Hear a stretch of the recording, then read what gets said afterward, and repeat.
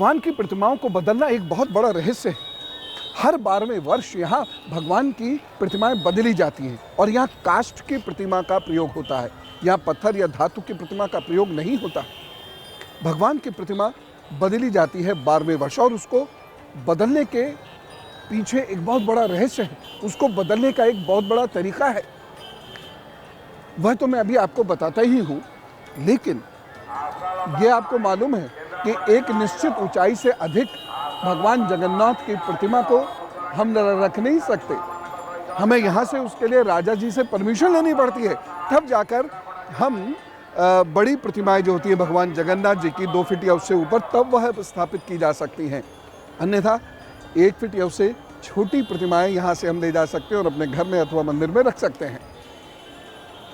अब ये प्रतिमाएं बदली क्यों जाती हैं, एक तो ये प्रश्न, लेकिन इससे भी बड़ा रहस्य जो भगवान के बारे में बहुत सारी बातें बता देगा, यह बदली कैसे जाती है, इसको समझते हैं।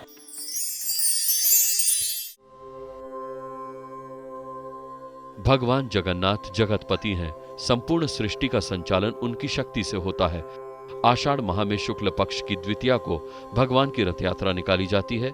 एक निश्चित अंतराल के बाद भगवान जगन्नाथ, बलभद्र और सुभद्रा की प्रतिमाएं बदली भी जाती हैं। इस बार भी ये प्रतिमाएं बदली गई हैं। हिंदू पंचांग पद्धति के अनुसार जिस वर्ष 2 आषाढ़ आते हैं, उसी वर्ष प्रतिमाओं को बदला जाता है। तिथियों के अनुसार ये संयोग 14 वर्ष बाद भी आ सकता है और 19 वर्ष बाद भी।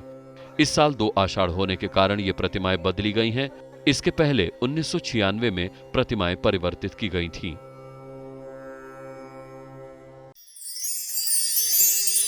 इन प्रतिमाओं को तैयार करने की जो विधि है, उससे जुड़ी हुई जो परंपराएं हैं, बहुत पुरानी है। ये आधुनिक परंपराएं नहीं है, बहुत पुरानी है और यथावत चली आ रही हैं और अनोखी तो है ही है। ये प्रतिमाएं नीम के पेड़ की लकड़ी से ही तैयार की जाती हैं और वह नीम के पेड़ की जो लकड़ी होती है वो विशिष्ट होती है।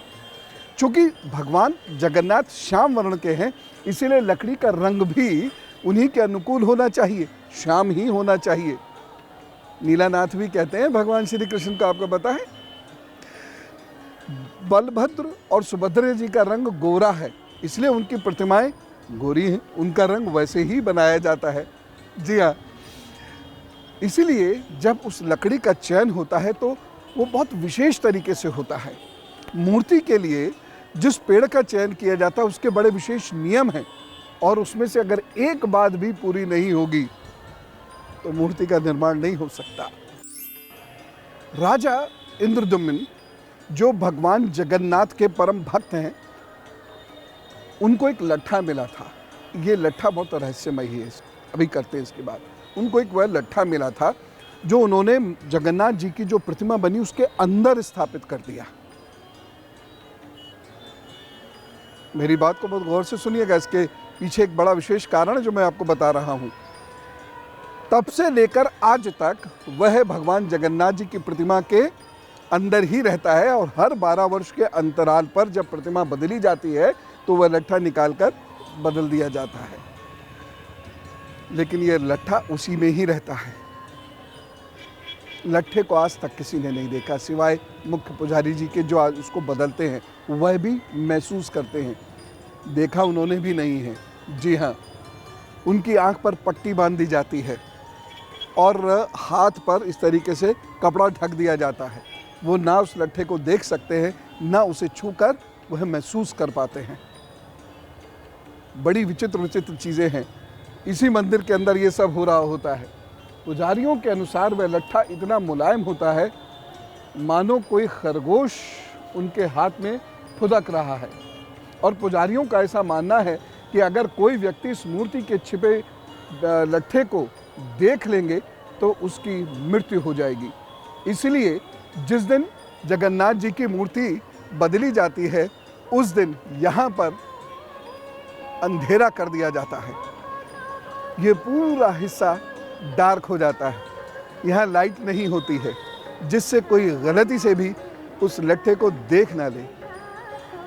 अब इस लट्ठे के बारे में एक मान्यता है और बड़ी प्रखर मान्यता है, ये भगवान श्री कृष्ण के एक योग उनके तो पूरा शरीर ही योगी का शरीर है, उसका ये हिस्सा विशेष है।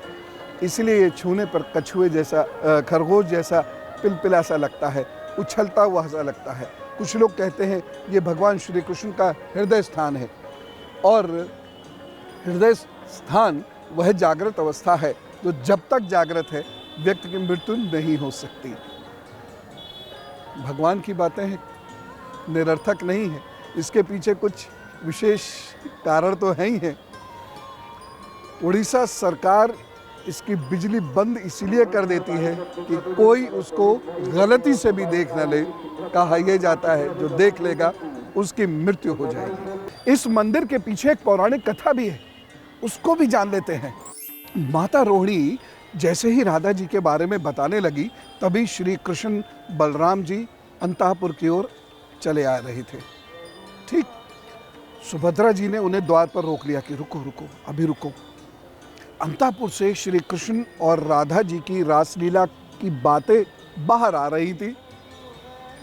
श्री कृष्ण भी इसे सुन रहे थे, बलराम जी भी इसे सुन रहे थे, और उसको सुनने के बाद उनके रोम रोम भक्तिमय हो गए। वह रास की कल्पना से फड़कने से लग गए, ऐसी स्थिति हो गई थी। सुभद्रा जी भी भाव विवल होने लगी। तीनों की ऐसी अवस्था हो गई कि कुछ समझ में ही नहीं आ रहा। मान लीजिए वो एक दूसरे लोक में पहुंच गए। ये माता राधिका जी का महाभाव कहा जाता है, जिसकी वजह से ऐसा हो रहा था। अचानक वहां पर नारद जी आ गए। नारद जी सब जगह पहुंचते हैं, तो अचानक वहां पर नारद जी आ गए, और नारद जी के आते तीनों एक से खड़े हो गए। जैसे आजकल नहीं करते बच्चे, यूं यूं करके नाच रहे हैं, जैसे पापा जी आते ही हो गए, जैसे कुछ कर ही नहीं रहे थे भोले से। तो तीनों वहाँ पर एकदम सामान्य रूप से खड़े हो गए। नारद जी समझ तो गए। उन्होंने तुरंत मौके का फ़ायदा उठाया और कहा कि आप लोग जैसे इस वक्त खड़े हैं, बस अब यहाँ ऐसे ही आप स्थिर हो जाइए। जैसे मैंने आपके दर्शन किए हैं, अब पूरी दुनिया वैसे ही युग युगों तक आपके दर्शन करती रहे। अब जगन्नाथ जी तो जगत के नाथ हैं, अपने भक्तों के भगवान हैं। उनसे कोई वर मांगे, वह भी नारद ऋषि जैसा भक्त, तो वो मना नहीं कर सकते। वो वहीं जड़ हो गए, वहीं वो स्थिर हो गए, और तीनों उसी रूप में आज भी इसी जगन्नाथ मंदिर के भूगर्भ में है। जो पूजा का गर्भ स्थल है, उसमें वह आज भी उसी रूप में स्थिर हो गए हैं।